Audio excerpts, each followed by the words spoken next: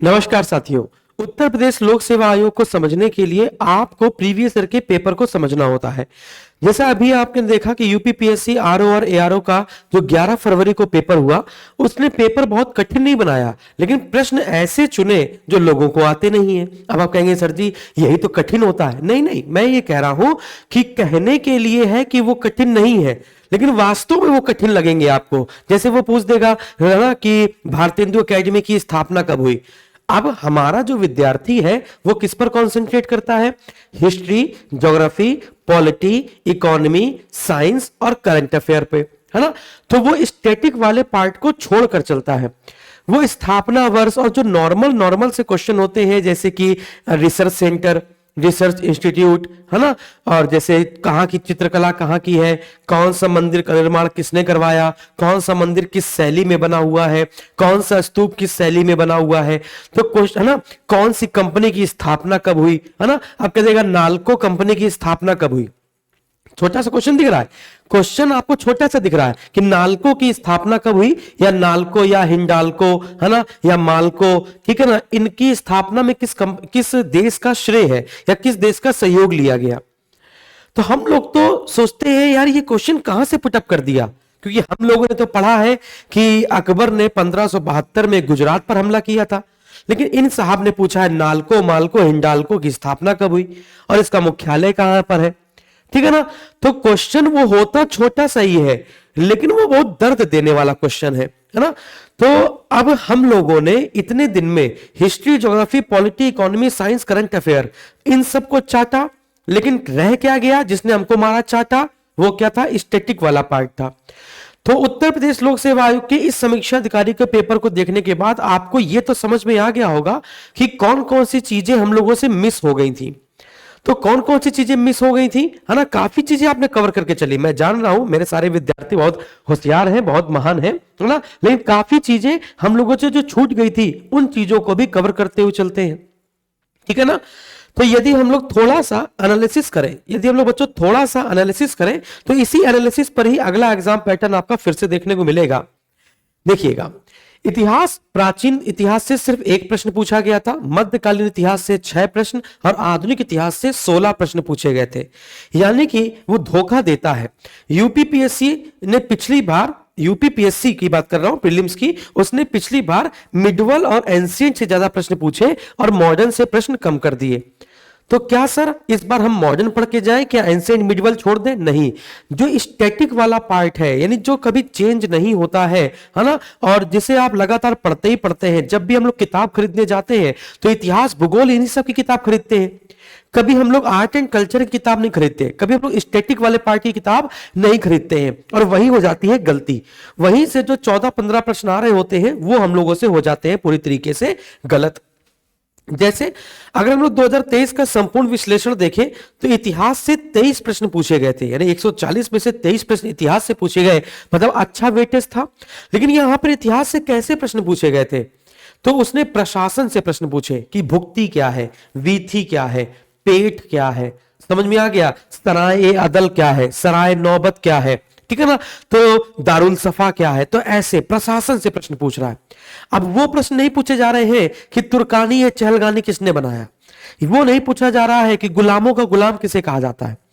तो ऐसे प्रश्नों को अगर आप कर भी लेते हैं तो अपने आप को बहुत महान नहीं समझना है, क्योंकि अब जो प्रश्न पूछा जा रहा है वो ये पूछा जा रहा है कि बताइए गुंबदों का पिता किसे कहा जाता है और इल्तुतमिश ने कौन से गुंबद का निर्माण स्वयं करवाया था। ऐसे 3-4 लाइनें दे दी जाएंगी, तो उसमें से आपको एक प्रश्न सही करना होगा।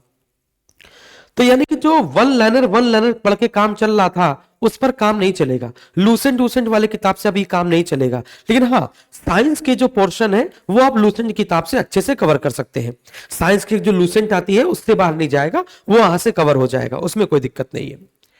संविधान से 9 प्रश्न थे और कोई भी प्रश्न बहुत दमदार नहीं था जो आपको फंसा पाए, इसलिए संविधान आपका एक कहते हैं सिक्योरिटी पर्पस में काम आया। तो संविधान आपने पूरे क्वेश्चन करे, 1-2 प्रश्न गलत होते हैं वो सबके होते हैं। भूगोल की बात की जाए तो भूगोल में स्टैटिक वाला पार्ट पूछा गया, देश, राजधानी, मुद्रा पूछी गई।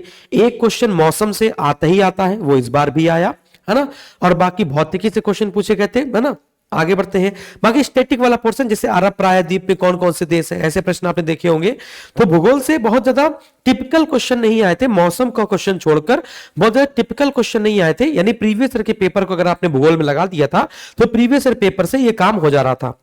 इतिहास में जैसे हम लोग पढ़ते हैं गुलाम वंश का कौन कौन सा राजा था, इसने पूछा था सैयद वंश का जो राजे था, जो सैयद वंश के शासक थे, उनको क्रम से लगाने हैं। यानी कि इतिहास में जो चीज आप लोग सोच रहे हैं कि ये नहीं आएगा वही आ जा रहा है, ठीक है ना। मराठा वराठा से क्वेश्चन गायब कर दिए थे और एक दो क्वेश्चन हर बार दक्षिण भारत से डाल देता है। तो बस आपको दक्षिण भारत में कौन सी रानी या कौन सा राजा किस वंश से संबंधित था, यदि उतना भी अगर आपको ज्ञात रहेगा तो आप जैसे रुद्रम्मा देवी काकती वंश है ना, वारंगल, अगर आपको थोड़ा सा जानकारी होगी, बहुत नहीं, उसके बारे में नहीं समझना उसे किसको जीता किसको हराया क्या कैसा था, नहीं, अगर आपको किसी महान राजा का नाम और उस राजा के वंश का नाम और उसका समय काल अगर याद रहेगा, या उसके दरबार में कोई दरबारी कवि था बहुत बड़ा जिसके कई सारे अभिलेख हो, वो वाला पार्ट है ना। और हमको बताइएगा मेरे प्यारे विद्यार्थियों, जिनके पास अधिकारी बैच संख्या 24 था वो हमको बताएंगे कि सर जो आपने ये सब बताया है और जो पेपर आया है उसमें से मुझसे कहां पर गलती हो गई, या फिर मुझसे कौन कौन से टॉपिक छूट गए जो आपको लगा कि सर जी ये टॉपिक ऐड ऑन होना चाहिए, है ना। मुझे तो लगता है कि 4-5 टॉपिक हैं ऐसे जिसको ऐड ऑन किया जाए तो 4-5 नंबर आपके और अच्छे इंक्रीज हो सकते हैं, है ना। तो वो मैं उसको छोड़कर बाकी अधिकारी बैच संख्या 24 आपके लिए बेनिफिशियल था। इतना ज्यादा तो पढ़ाया गया था, अब उससे ज्यादा क्या ही पूछा गया, है ना। आगे बढ़ते हैं। करंट अफेयर जिन्होंने वन लाइनर पढ़ी थी लाखों की वॉचिंग में वन लाइन का करंट अफेयर पढ़ा था, उनकी गिग्गी बंद हो गई। तो करंट अफेयर कैसा पूछा गया था, करंट अफेयर एक्सप्लेनेशन के साथ पूछा गया था। जैसा एक्सप्लेनेशन मैं यहां पर आपको देता हूं क्वेश्चन, फिर क्वेश्चन की अगली स्लाइड में एक्सप्लेनेशन कि क्या पात्रता है, योजना चलाई गई तो पहली कहां चलाई गई, इसकी क्या क्या पात्रताएं हैं, ऐसी योजना और कहां कहां चलाई जा रही है, वो सारी वैसे ही आपको पढ़ना है। वन लाइनर वाली आपको नहीं पढ़ के जानी है, फिर मैं बता रहा हूं आपको। पेपर तो देखा होगा आपने।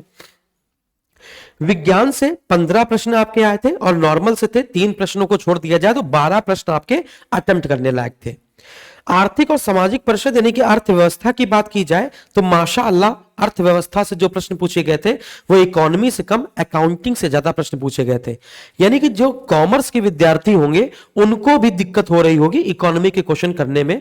तो 4 से 5 प्रश्न इकोनॉमी के ऐसे थे, है ना, जो पहला भी सही लग रहा था, दूसरा भी सही लग रहा था, दोनों भी सही लग रहे थे, तो उनको आप ड्रॉप कर सकते थे, कोई दिक्कत नहीं, क्योंकि वो हमारे इकोनॉमी में उस पार्ट में शामिल नहीं हो रहे थे। वो स्पेसिफाइड नॉलेज वाले करवाते थे। यूपी स्पेशल 9 प्रश्न आए। यूपी का पूरा पूरा पेपर आपने देखा होगा क्योंकि आर्ट एंड कल्चर मैंने आपको यूपी का पहले से पढ़ा दिया था। कला एवं संस्कृति की 4 से 5 क्लासेस जिसमें भारतेंदु नाट्य अकेडमी, राज्य ललित कला अकेडमी, उनके स्थापना वर्ष कैसे याद किया जाए, उनका मुख्यालय, वो सब आया था पेपर में, तो सब आपने कर लिया था।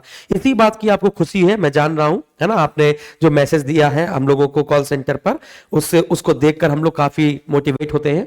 मैं तो होता हूं क्योंकि मैंने ही पढ़ाया था, है ना।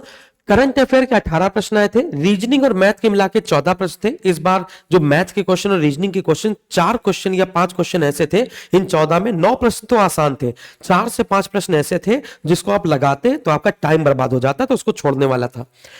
स्टैटिक जी के ये 12 प्रश्न ऐसे थे जो सबको दर्द देकर गए, है ना, स्थापना वर्ष वगैरह।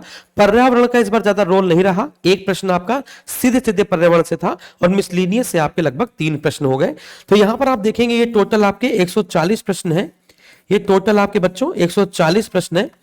अब अगर हम लोग बात करें कि यदि अगर किसी विद्यार्थी ने 6 माह अगर तैयारी करी थी, यदि किसी विद्यार्थी ने लगातार सिर्फ 6 माह की अगर आरओ की तैयारी करी थी, अभी हम लोग और बात करेंगे कि यहां पर आप देखेंगे कि क्या क्या करना है, क्या क्या चीजों को बरतना है, सावधानी। वो 25 चीजें, 25 टॉपिक कौन कौन से हैं जो अभी अभी आपको रटने होंगे, है ना। 6 माह अगर आपने तैयारी करी थी, जो विद्यार्थी, मैं एवरेज बता रहा हूं आपको, जो हमारे पास फीडबैक आया है, जो व्यक्ति लगभग 6 माह से हमसे जुड़ा हुआ था उसने लगभग 140 में से, है ना, 80 प्रश्न के आसपास सॉल्व करे, 80 प्रश्न के आसपास। लेकिन जो विद्यार्थी लगभग 1 वर्ष या इससे ऊपर से आरओ की तैयारी कर रहा था, हमारे अधिकारी बैच से जुड़ा हुआ था या फिर जीएस फाउंडेशन बैच से जुड़ा हुआ था, फिर हमारे अधिकारी बैच से जुड़ा, फाउंडेशन में आपका फाउंडेशन मजबूत कर दिया जाता है, नींव, फिर कितनी भी इमारतें खड़ी कर लो, फाउंडेशन के बाद अधिकारी बैच संख्या 24 ज्वाइन करने का एक अलग ही मजा है ना। तो जिनके पास, जिन्होंने लगभग 1 वर्ष का हमें समय दिया था, उनको उनको लगभग 95 प्रश्न के आसपास का फायदा हुआ है। मैं ऐसा नहीं मैं कह दूं कि 140 में से 140 हमने फंसा दिए, नहीं, ऐसा नहीं कह सकते, है ना। तो मैं अटेम्प्ट टेबल बता रहा हूं कि जो अटेम्प्ट किए जा सकते थे उनकी बात कर रहा हूं। 80, 95 मैक्सिमम टू मैक्सिमम आप इसमें अटेम्प्ट कर सकते थे। मैक्स टू मैक्स यदि कोई विद्यार्थी चाहे हमसे पढ़ा हो चाहे ना पढ़ा हो, अपने मन से पढ़ा हो, हड़प्पा सभ्यता से पढ़ रहा हो, है ना, अभी तक पढ़ रहा हो, सिलेक्शन ना हुआ हो, उसकी अगर बात की जाए, बहुत अपने आप को विद्वान समझता हो, तो मैक्स टू मैक्स वो 110 प्रश्न जा सकता था। मैक्स टू मैक्स 110 प्रश्न जा सकता था, लेकिन निगेटिव मार्किंग करते करते वो वापस 95 से 100 के बीच में ही आ जाता। निगेटिव मार्किंग से होते होते सही गलत होते होते 95 से 100 के बीच में ही रह जाता। यानी कि बेस्ट अटेम्प्ट क्या था? 95। मेरे हिसाब से बेस्ट जो अटेम्प्ट था इस बार का वो कितना था? 95 बेस्ट अटेम्प्ट था, और आप लोगों ने किया भी है। और अगर आप मेरे विद्यार्थी हैं और आप लोगों ने अगर अटेम्प्ट 95 बिल्कुल सही किए थे, तो आप खुश ही मनाइए। और अब जो मैं आपको वैल्यू एडेड मटेरियल दूंगा, विश्वास मानो झंडा गाड़ दोगे। ये मैंने आपको जो अधिकारी बैच संख्या 24 में पढ़ाया है, ये आपका प्रीलिम्स और मेंस दोनों के लिए था। इसमें मैंने मेंस तक के चीजों को कवर किया था, है ना, तब जाकर कहीं लोग 95 में सही कर पाए थे। यदि कोई कहीं पर आपने सिर्फ प्रीलिम्स का कोर्स ज्वाइन किया था, मेंस का नहीं ज्वाइन किया था, तो मुझे लगता है कि 80-85 के आसपास भी आपका अटेम्प्ट हुआ होगा, वो भी गुड अटेम्प्ट रहेगा। थोड़ा सा बदलता हुआ रवैया देखते हैं, बदलते हुए बेवफाई वाले प्रश्न देखते हैं। करंट अफेयर जिसने जिसने प्रश्नोत्तर पढ़े थे उनकी लंका लगी, क्योंकि ऐसे प्रश्न पूछे गए 5 वाइज वैसे जैसे वाले प्रश्न, जैसे पुस्तक मेला का आयोजन कौन कराता है, कहां पर हुआ था, किस समय हुआ था, कौन से नंबर का था, ऐसे प्रश्न व्याख्यात्मक। योजना वाले जो प्रश्न पूछे गए थे वो सीधे सीधे पात्रता से पूछे गए थे। योजना कब शुरू की गई, किसके लिए शुरू की गई, कौन लाभार्थी है, और इसका योजना का लाभ उठाने वाले क्या पात्रता क्या है, मतलब उसके पास कितनी गाय होनी चाहिए, कितना अनुभव होना चाहिए, ऐसा। जैसे नंदनी कृषक समृद्धि योजना, आप एग्जाम्पल तौर पर देखते हैं, यह प्रश्न पूछा गया। इतिहास में प्रशासन की सामान्य जानकारी होना जरूरी है। अनुसंधान परिषद हमेशा आ रहा है, रिसर्च सेंटर हमेशा आ रहे हैं, हर बार आते हैं। स्टैटिक जीके में मैंने आपको पढ़ाया है, एक अधिकारी बैच संख्या में स्टैटिक जीके वाला ऑप्शन होगा, उसमें जाएंगे तो वहां पर मैंने ट्रिक से याद करवाया है। लखनऊ के अलग, दिल्ली के अलग, सब राज्य के अलग अलग याद कराए हैं। पर्यावरण से अनुसंधान परिषद, जैसे उपोष्ण बागवानी, शुष्क बागवानी, है ना, तो पर्यावरण से अनुसंधान परिषद एक हर बार आता है, जो इस बार भी आया। बाकी आर्ट एंड कल्चर से बार बार क्वेश्चन आ रहे हैं, जैसे चित्रकारी, है ना, नाट्य कला, नाट्य अकेदमी, है ना, संस्कृति, है ना, तो आर्ट एंड कल्चर से काफी प्रश्न आ रहे हैं। स्टैटिक वाले सारे प्रश्न अधिकतर आर्ट एंड कल्चर से है। इस बार मृदा अपर्दन, जल प्रबंधन से 2 प्रश्न देखने को मिले, हर बार देखने को मिलते हैं। इनको पढ़ना बेवकूफी होता है, क्योंकि इनको समझा जाता है, कि मृदा अपरदन को रोकने के उपाय क्या है, जल प्रबंधन कैसे किया जाए। यदि आप ऐसे राइटिंग करते होंगे, अगर आप ऐसे की राइटिंग कर रहे होंगे, तो 1-2 ऐसे राइटिंग इसकी कर लीजिएगा, आपको समझ में आ जाएगा। हर चीज 2 नंबर यहां से आपके मिल जाएंगे आपको। फिर इसके बाद ज्योग्राफी से बताया कौन सा देश किससे स्पर्श करता है, किसकी सीमा किससे लगती है, प्रायद्वीप में कौन है, कैस्पियन सागर से कौन मैच करता है, बेनेलक्स में कौन कौन से देश है, नॉर्डिक कंट्री में कौन कौन से देश है ना, और भूमध्य सागर को स्पर्श करने वाले देश कौन कौन से हैं, ऐसे वाले एक क्वेश्चन आ रहा है। देश, राजधानी और मुद्रा। मौसम से एक क्वेश्चन हर बार आता है, हर बार आता रहेगा। खनिज पेटी से 2 प्रश्न आते हैं, जैसे रूस का कुजबाश क्षेत्र आया था, कुजबाश क्षेत्र, है ना, कुजबाश क्षेत्र आया था, ऐसे हर बार आता है। नॉर्मंडी कहाँ का है ना, इस प्रकार से ऐसे देखेंगे तो ऐसे करके बहुत सारे ना। टुला क्षेत्र पूछा जाएगा कि टुला क्षेत्र कहाँ का है। मंचूरियन घाटी किसके लिए प्रसिद्ध है, लॉयस के लिए, है ना। तो ऐसे करके खनिज पेटियां आपको याद करनी है। 10 मिनट की क्लास हमने खनिज पेटियों की ली है, जिसमें भारत की खनिज पेटियां कौन कौन सी हैं, है ना, और विश्व की खनिज पेटियां कौन कौन सी हैं, और किसके लिए कौन सी पेटी प्रसिद्ध है, मैग्नीज के लिए, लॉयस के लिए। 10 मिनट की क्लास होगी, उसमें से 2 नंबर आपको मिल जाएंगे। 10 मिनट की क्लास एक भारत की, 10 मिनट की एक क्लास विश्व की, है ना। फिर व्यक्ति, खेल और संबंध से एक दो प्रश्न हर बार आ रहे हैं, इस बार भी आएगा। महारत्न कंपनी और नवरत्न कंपनी के ये वाला टॉपिक हमें जोड़ना है आपके में, क्योंकि इकोनॉमी में मैंने आपको सिर्फ ये बताया था महारत्न कंपनियां कौन कौन सी है ना। नवरत्न कंपनियां ये तो बताया भी था, महारत्न कंपनियों का दर्जा कब मिलता है, महारत्न कंपनियां कौन कौन सी हैं, लेकिन ये नहीं बताया था कि उसका हेडक्वार्टर और स्थापना वर्ष। तो ये वैल्यू एडेड मटेरियल में मैं इसको स्टार्ट करूंगा, ठीक है ना। तो आरओ जो 24 बैच है, अधिकारी बैच संख्या 24 है, उन सभी विद्यार्थियों के लिए एक बहुत खुशखबरी, वैलिडिटी में आपकी बढ़ा देता हूं, टिल एग्जाम तक कर देता हूं, जब तक आरओ का री एग्जाम नहीं हो जाता है ना। 1 साल की वैलिडिटी थी, उसको भी मैं और बढ़ा देता हूं, जब तक ये एग्जाम नहीं हो जाता तब तक वैलिडिटी कर देते हैं। जो विद्यार्थी आज से आरओ का अधिकारी बैच संख्या 24 लेंगे, उनकी आज से वैलिडिटी 1 साल तक हो जाएगी, और अगर ये पेपर 1 साल तक नहीं होता है तो जब तक पेपर नहीं होगा तब तक उसकी वैलिडिटी रह जाएगी। आरओ अधिकारी बैच संख्या 24 के लिए नया बैच लाने का कोई तात्पर्य नहीं है, क्योंकि बैच पूरा हो नहीं पाएगा, फिर आप गड़बड़ा जाएगा। तो हमने क्या किया है, जैसे एक बात समझाता हूं, जैसे मान के चलिए, जस्ट इमेजिन ये हमारा अधिकारी बैच संख्या 24 है।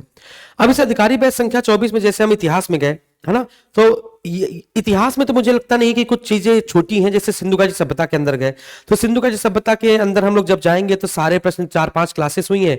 जैसे हम लोग बात करते हैं मौर्य साम्राज्य, तो मौर्य साम्राज्य में देख रहे हैं ना, मौर्यकालीन सभ्यता व संस्कृति, मौर्यकालीन कला व संस्कृति, अशोक के अभिलेख, है ना। तो हमने आपको इतिहास में पहले से ही सारा प्रशासन वगैरह पढ़ा चुके हैं। कला एवं संस्कृति, मैंने आर्ट एंड कल्चर वाला जो पार्ट है वो इतिहास में पहले से ही कंप्लीट कर रखा है। अब मैं क्या करने वाला हूं, कुछ वैल्यू एडेड मटेरियल देने के लिए, है ना। जैसे इतिहास इसमें, जैसे इसमें इतिहास जो है ना, जैसे इसमें जो इतिहास कहना, जैसे इसमें भूगोल जो है, है ना, वो मनोज सर ने पढ़ाई है, पर्यावरण भी मनोज सर ने पढ़ाया है ना। तो हम क्या करेंगे, जो वैल्यू एडेड मटेरियल है, इस भूगोल में कुछ चीजें जो याद नहीं होती हैं, है ना, जैसे कि गर्म जल धाराएं, ठंडी जल धाराएं, उनका कॉन्सेप्ट, है ना, प्रेशर बेल्ट और ये सारी चीजें जो है उनको मैं, मौसम, है ना, उनका जो वाला पार्ट होगा, अर्थव्यवस्था में नहीं पढ़ाई है, करंट अफेयर में नहीं पढ़ाई है, भूगोल पर्यावरण विज्ञान सर ने पढ़ाई है, हिंदी में नहीं पढ़ाई है, कंप्यूटर में नहीं पढ़ाई है, रीजनिंग अटल सर ने पढ़ाई, यूपी स्पेशल शायद मैं नहीं पढ़ाई है ना, या यूपी स्पेशल। देखिए आप, देखिए यूपी स्पेशल की बात करा जाए तो यहाँ पे नीचे आइए, देखिए उत्तर प्रदेश की कला एवं संस्कृति, उत्तर प्रदेश की कला एवं संस्कृति 2, है ना। तो उत्तर प्रदेश तो बहुत, एक जिला एक उत्पाद योजना, रामसर स्थल जीआई टैग, लोकगीत, लोक नृत्य, बहुत अच्छे से डीपली लेवल पे आकर आपको बताया गया है, ठीक है ना। तो इसी में मैं आपको वैल्यू एडेड मटेरियल दूंगा। जैसे जीएस फाउंडेशन 25 बैच मेरा चल रहा है ना, उसमें मुझे क्लास स्टार्ट करनी है, कुछ देर के लिए बंद कर दी गई थी, तो उसमें मुझे क्लास स्टार्ट करनी है। तो मैं जीएस फाउंडेशन 25 वाला बैच जो मैं पढ़ाऊंगा, जैसे पॉलिटी ज्योग्राफी में पढ़ाऊंगा, तो मैं आरओ 24 अधिकारी बैच संख्या जो 24 है ना, उसमें भी लाइव कर दूंगा, ताकि आपको कुछ हमसे भी नया मिलता रहे। बात समझ आ रही है। और अधिकारी बैच संख्या 24 में मैं कुछ और भी वैल्यू एडेड मटेरियल डालूंगा।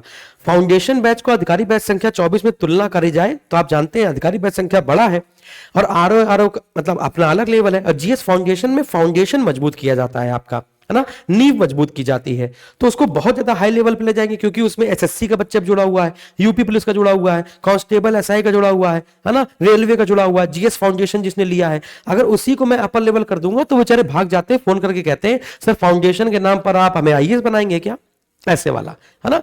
तो बहुत सारे विद्यार्थी कह रहे थे सर जीएस फाउंडेशन से क्या आरओ निकल जाएगा।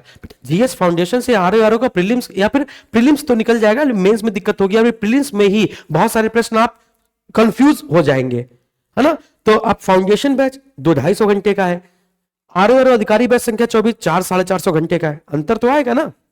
हाँ, तो अधिकारी बैच संख्या 24 वाले परेशान मत हो, वो जो बच्चे नए हैं जो अधिकारी बैच संख्या 24 लेना चाहते हैं वो RO10 कोड यूज करेंगे, कूपन कोड, और बैच बाय कर लेंगे। और क्या नाम है कि अधिकारी बैच संख्या 24 में मंडे से, अधिकारी बैच संख्या 24 में मैं मंडे से, है ना, वैल्यू एडेड मटेरियल जोड़ना शुरू कर रहा हूं कि जो हमने नहीं पढ़ाया था, जो मुझसे मिस हो गया था, मैं उसको पढ़ाना शुरू करूंगा, ठीक है ना। तो कैसा लग रहा है आप लोग को जानकर बताइएगा जरूर, है ना। अच्छा लगे तो अच्छा, खराब लगे तो खराब, कोई दिक्कत नहीं है ना। बिल्कुल सही फीडबैक दीजिए, हमेशा देते आए हैं, इस बार फिर दीजिएगा। धन्यवाद।